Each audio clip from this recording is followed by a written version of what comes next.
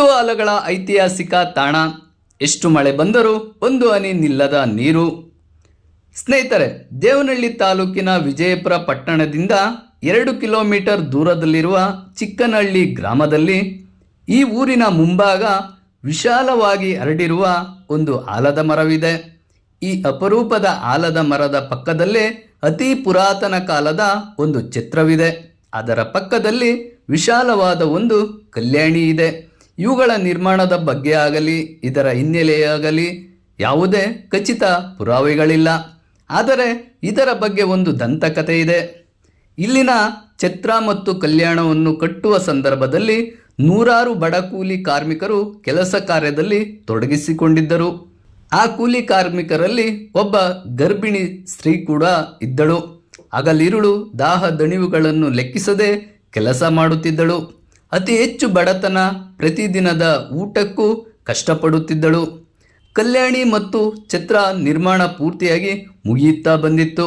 ಕೆಲಸ ಮಾಡಿದ ಆಳುಗಳಿಗೆಲ್ಲ ಹಣ ನೀಡುವಾಗ ದಣಿಗಳು ಸಾಲಿನಲ್ಲಿ ನಿಂತ ಗರ್ಭಿಣಿ ಮಹಿಳೆಯನ್ನು ಕಂಡು, ನೀನು ತುಂಬು ಗರ್ಭಿಣಿ, ನೀನು ಕೆಲಸ ಮಾಡಿದೆ ಎಂದರೆ ನಂಬಲು ಸಾಧ್ಯವಿಲ್ಲ.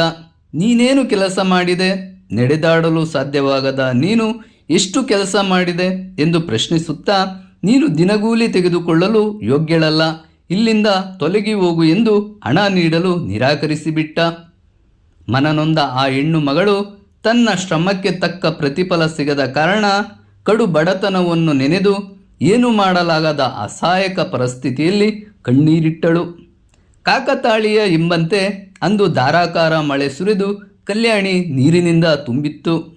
ಆದರೆ ನೊಂದ ಆ ತಾಯಿ ಹಸಿವಿನ ಬಾಧೆಯಿಂದ ಕಲ್ಯಾಣಿ ದಡದ ಮೇಲೆ ನಿಂತು, ಇನ್ನು ಮುಂದೆ ಎಷ್ಟೇ ಮಳೆ ಬಂದರೂ ಈ ಕಲ್ಯಾಣಿಗೆ ನೀರು ಬರದಿರಲಿ, ಒಂದು ವೇಳೆ ಬಂದರೂ ಇದರಲ್ಲಿ ಬಂದ ನೀರು 3 ದಿನದಲ್ಲಿ ಇಂಗಿ ಹೋಗಲಿ ಎಂದು ಇಡೀ ಶಾಪ ಹಾಕಿ ತಾನು ಕಲ್ಯಾಣಿಗೆ ಹಾರಿ ಪ್ರಾಣ ಬಿಟ್ಟಳು.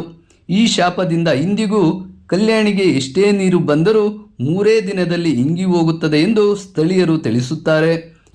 ಇನ್ನು ಅದರ ಪಕ್ಕದಲ್ಲಿ ನಿರ್ಮಿಸಿರುವ ಛತ್ರ ಪಾಳು ಬಿದ್ದ ಮಂಟಪವಾಗಿದೆ. ನೊಂದವರ ಶಾಪ ಎಂದಿಗೂ ಹೊರವಾಗುವುದಿಲ್ಲವೆಂದು ಈ ದೃಶ್ಯಗಳನ್ನು ಕಂಡರೆ ತಿಳಿಯಬಹುದು. ಚಾನಲ್ ಸಬ್ಸ್ಕ್ರೈಬ್ ಮಾಡಿ, ಹಾಗೆ ಕೆಳಗೆ ಕಾಣುವ ಬೆಲ್ ಬಟನ್ ಕ್ಲಿಕ್ ಮಾಡಿ.